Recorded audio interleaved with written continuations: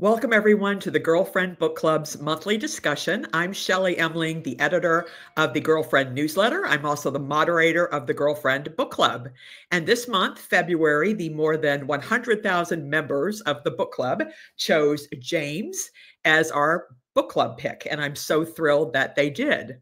The author has written about 24 novels, I believe, but his book, Erasure, I think really shot him into the spotlight. It was made into the popular movie American Fiction, which won the Oscar for Best Adapted Screenplay.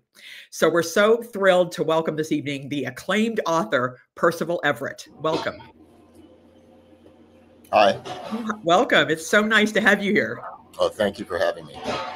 I know you've probably answered this question many, many times, but the first one I want to ask you is, what do you think Mark Twain would have thought of James? I have no idea. From all accounts, from Twain scholars and the like, I think he might have liked it. I hope he would like it, but I don't know. Well, it's a reimagining of the Adventures of Huckleberry Finn book by Mark Twain, of course. And I just get asked all the time by book club members, do I have to read Huckleberry Finn before I read James? So what do you tell people that ask you that question? I would tell them that Mark Twain would want them to read it first.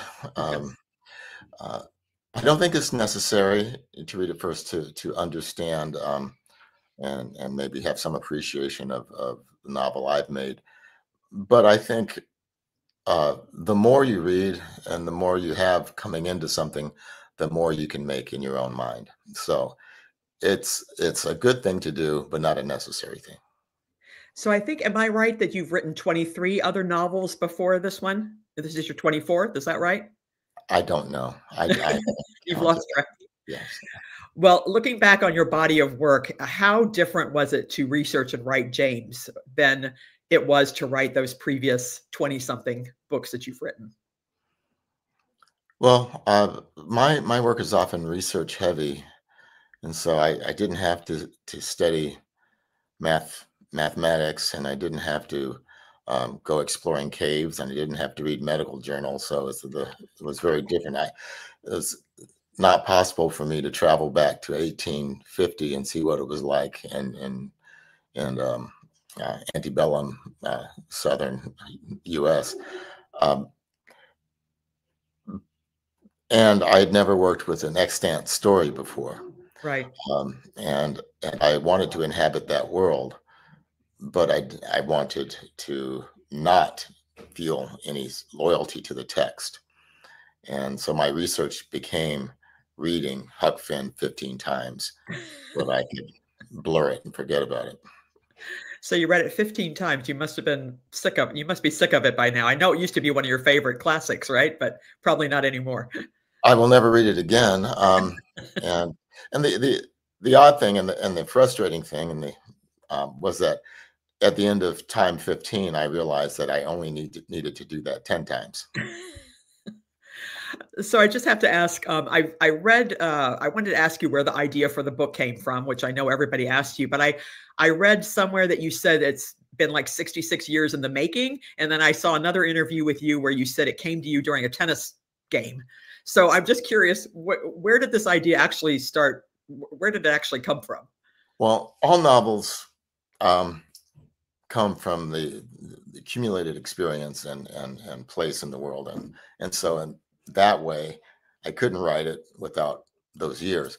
On the other hand, it never occurred to me to try to tell a story from Jim's point of view until I was playing tennis one day and it just popped into my head. That's really interesting. Did you tell people that when you were playing tennis, hey, I just had this great idea for a book? No, my tennis partners are pretty used to me sort of disappearing all of a sudden. So I always ask, was there a particular chapter or character or scene that was more challenging for you to write than the others? Well, I have to apologize because I suffer from what we call in my house work amnesia. As soon as I'm done with a book, I pretty much forget everything about it. there are scenes I don't remember now, but working on it is just a blur. I don't remember writing any of it. How many years did it take you? It didn't take long. It took me just less than a year to make this Really? novel. Yeah. How do you juggle? I know you're a professor at the University of Southern California. I mean, how do you juggle writing with being a professor? How do you find time for it? Um, I think I used to ranch, and so I got used to working in 20-minute bursts. Um, and I don't have to do any throat clearing. I just sit down, I start working. And I do that all the time, and work just comes together. Huh. So do you remember when the first time that you read The Adventures of Huckleberry Finn? Do you remember it making an impact on you when you were younger? Do you remember what struck you about that particular novel? Well, I read it when I was 8 or 9, and it was an abridged version, um, or maybe condensed. But the only way I knew it was abridged was because it said on the cover, abridged. Um, and I have to say, it wasn't my favorite Twain work. It's in many ways not a great novel. It wasn't the kind of thing I wanted to read. It was an adventure story, and I didn't really align myself in any way with Huck. But I had been impressed before and after by Life on the Mississippi and Roughing It, and the novel Pudd'nhead Wilson.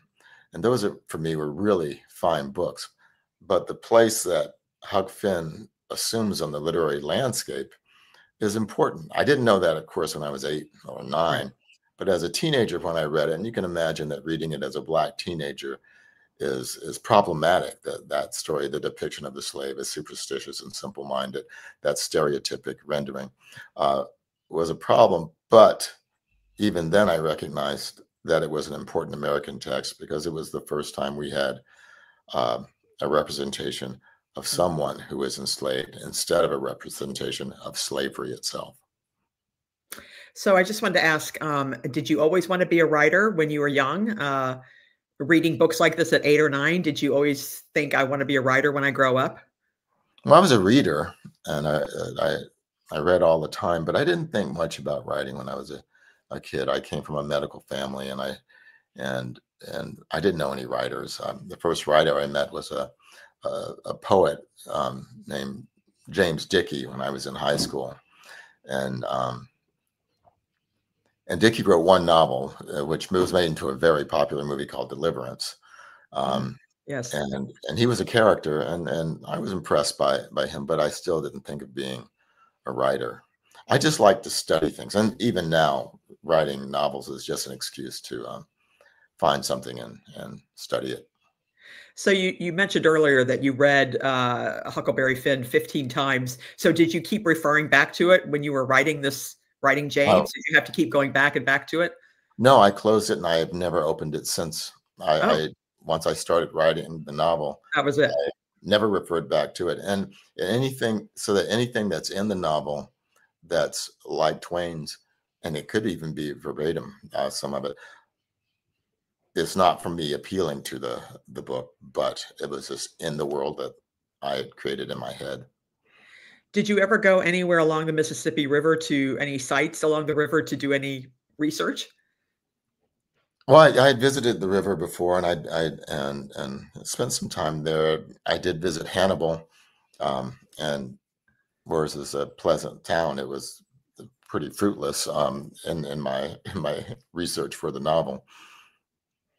Were there any real life people that you or figures that you drew from when you were creating James, the character? I mean, the James, the character in your book? Did you draw from anybody in real life? Well, I'm sure I did. Probably, as most of the positive male characters I have, I probably drew on my father some, and perhaps my grandfather, um, but nothing that I can speak of with any authority. So just turning the to a different subject a little bit, I did see you interviewed on Seth Meyers, and I saw that you said that they're the funniest four people that you know were your dad, Groucho Marx, Mark Twain, and Bullwinkle the Moose. And I just wondered about your father, what made him so funny? Well, he was a punster, and but they were good. And even at 9, I still remember one that pulled me into the fold of punting was my mother used to put newspaper on the floor in the kitchen near the back door. So by the time you got to the carpet, your feet would be drier during rainstorms. Oh, And my father was standing on the newspaper, um, and he looked at me and he said, "These are the times that dry men's souls." And I thought, that's fantastic. And so playing with language is something I've always done. so I know that James won the National Book Award, and I saw on in several interviews that you said you don't really care that much about winning awards. So how was it to win that National Book Award? Well, it'd be nice to win an award every week. It's not not a bad thing. I I don't really like invidious comparisons of works of art. Having judged many of these awards, I know also that had the committee met on a Wednesday instead of a Thursday, someone else would have won the award. It's again, it's great to have more readers. It's nice to have the attention, but it doesn't change the work. There's Right. so many good books around, and an award doesn't make the book better. It just gives it a wider audience, which is nice. Have you been surprised at the reaction to James?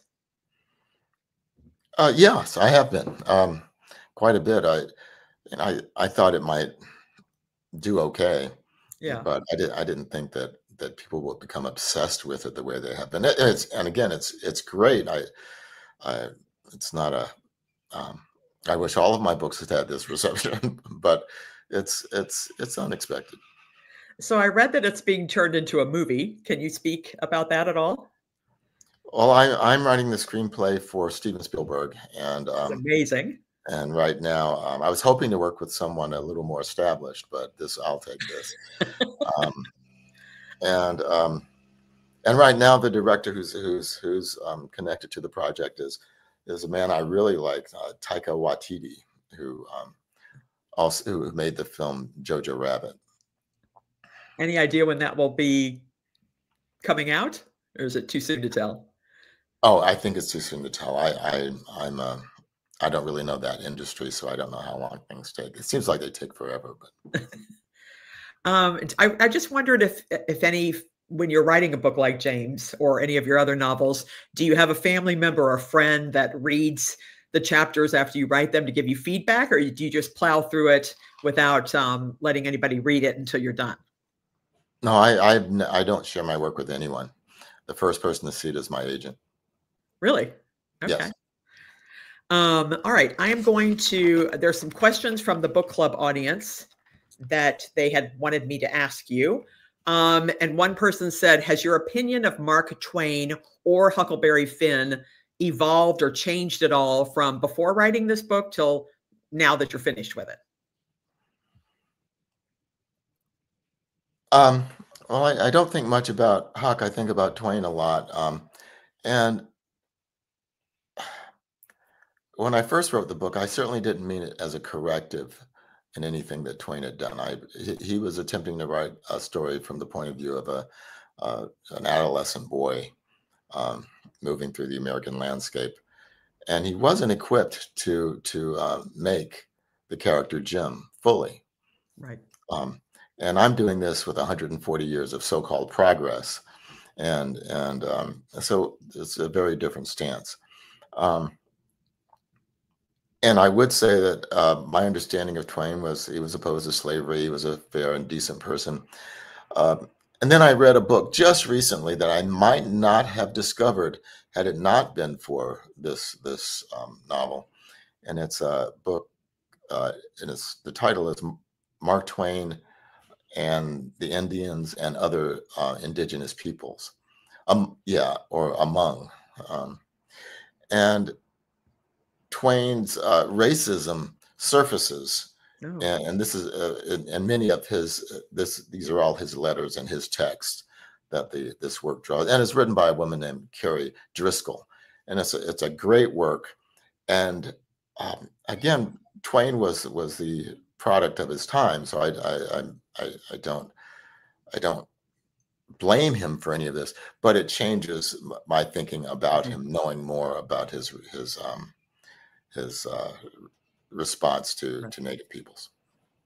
So someone else wanted me to ask, say to you, love your work, love all your work. What authors have influenced you over the years in your writing? I guess Mark Twain, but besides him, any other authors? Oh, so many. Samuel Butler. My favorite novel is probably Tristram Shandy, The Life and Opinions of Tristram Shandy by Lawrence Stern. Um, Chester Himes, Zora Neale Hurston. I used to, when I was a teenager, I read everything of Kurt Vonnegut's. Ishmael Reed. There's so many writers. Ann Petrie. It's, and I say those names sort of hesitantly because there's so many others to throw in there. Well, I was going to ask you what author made you love reading, because I think Kurt Vonnegut is somebody you've mentioned in a couple interviews before. Is that right? Well, yeah. Well, I guess I don't know if he made me love reading, but he was the first author I latched onto and would wait for his books to come out. Everyone before that had already written them, and they were just floating out around in the universe. Also, his sensibility really sort of um, was in line with mine, and the playfulness with which he rendered stories, Right. I responded to. So another book club member wanted to know, what are you working on next? You're probably working on the screenplay for the movie, I would imagine. I Are you? am, I am, and I'm about halfway through a new novel. You're halfway through a new novel? Yes. Oh, okay. Wow.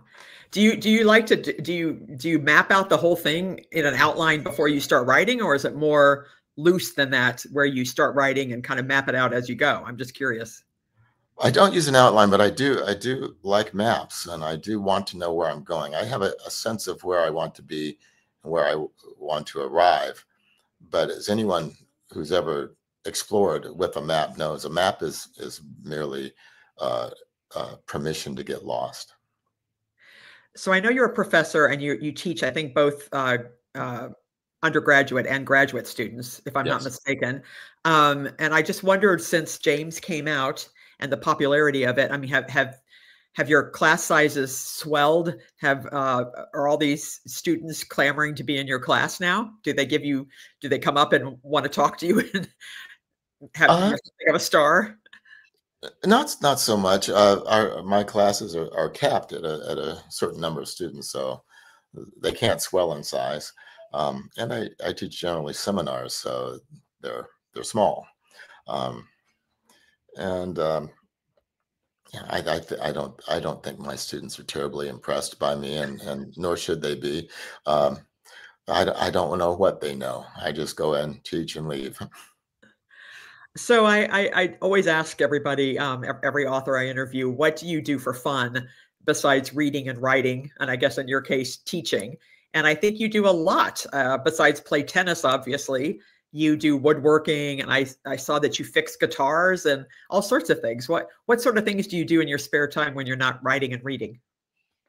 Um, well, I used to work with wood, but I don't have a workshop now. But I started repairing instruments during COVID, um, so I could work with my hands. Um, Tennis is a big thing. Uh, Reading, of course, Yeah. um, and playing my instruments. So you play guitar. I play guitar and mandolin and banjo. I used to play violin, but it has not been out of its case in a very long time. So, someone else wanted me to ask you, besides Huckleberry Finn, is there another classic novel that you just love, or maybe one that you don't love so much? I I think of it as a classic, The Way of All Flesh by Samuel Butler. I love that novel. Um, and I there's the other novel I think is doesn't get a lot of attention. That's a really fine work. Is If He Hollers, Let Him Go by Chester Himes. I think I read that you are not a fan of To Kill a Mockingbird. Am I right in that, or did I misread that? Well, it's not a bad story. It's fine. It's just the writing bothers me a little. Um, uh, I find it difficult to read for that reason, but it Right. made a nice film. Um, let's see. What else did they want me to ask you? Oh, one thing. You have. I know that you've written dozens of books, and you dabble in a lot of different genres, thrillers and satire, etc. Do you get bored when you stay in one genre, or do you like to switch things up all the time?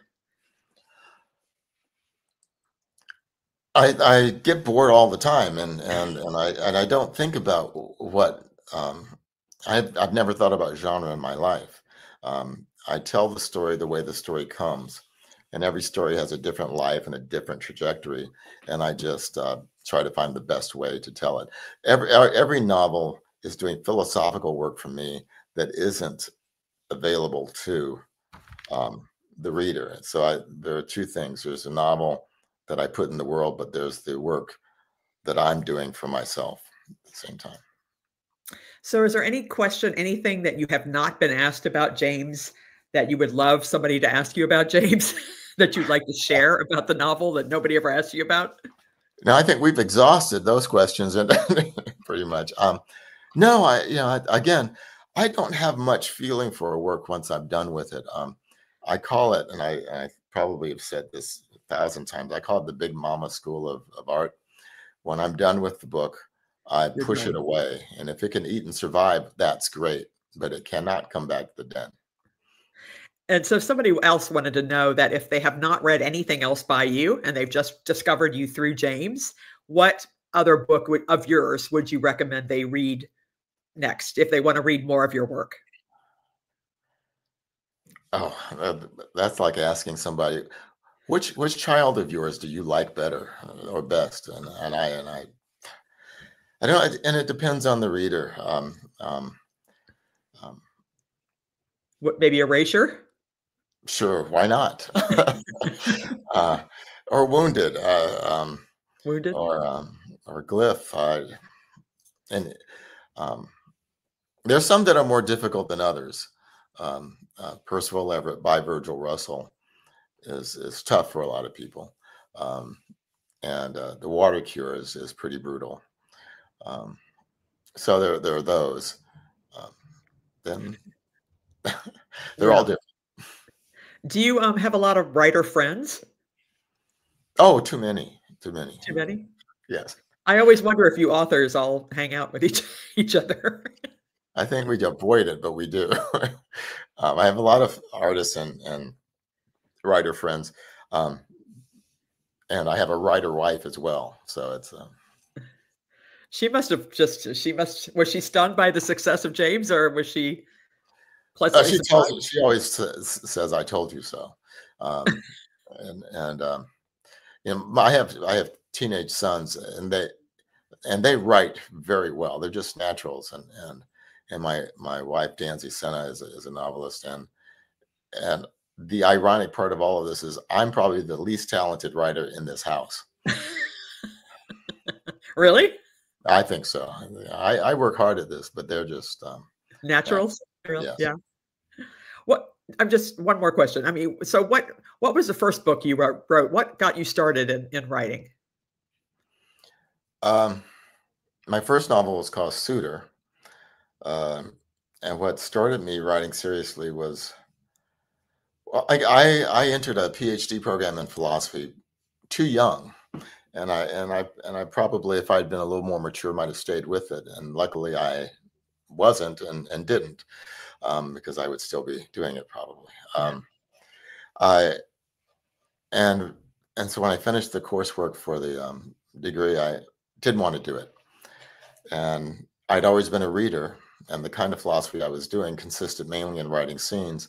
And I realized that I wasn't bad at that, so I started writing fiction and ended up at Brown University in their um, literary arts program Right. and wrote my first novel.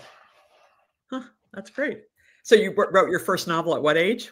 How old were you? Do you remember? Uh, I think I wrote it when I was 24. It came out when I was 25. 25. All right. Well, thank you so much, Percival Everett, for joining us tonight. The book is James. Everybody in the book club, I think, has read it. They love it.